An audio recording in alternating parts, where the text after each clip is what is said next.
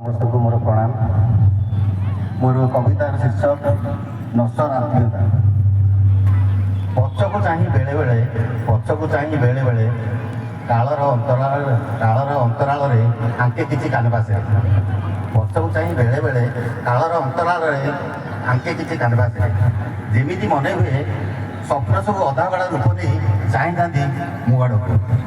ଯେମିତି ମନେ ହୁଏ ସ୍ୱପ୍ନ ସବୁ ଅଧାଗଳା ରୂପ ନେଇ ଚାହିଁଛନ୍ତି ମୋ ଆଡ଼କୁ। ନିଃସହାୟତାର ମାପକାଠିରେ ନିୟତିର ନିଷ୍ଠୁରତାରେ ଏବେ ବି ଶୁଭେ ଗୀତାର ଶ୍ଲୋକ।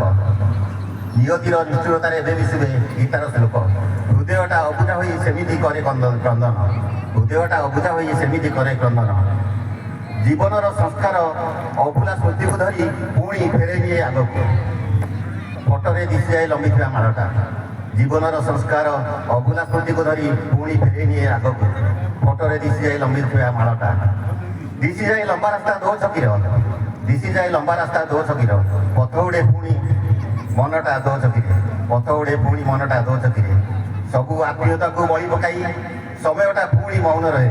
ସବୁ ଆତ୍ମୀୟତାକୁ ବଳି ପକାଇ ସମୟଟା ପୁଣି ମୌନ ରହେ। ମନ୍ଦିରରେ ଠାକୁର ପୁଣି ଫେରି ଆସନ୍ତି।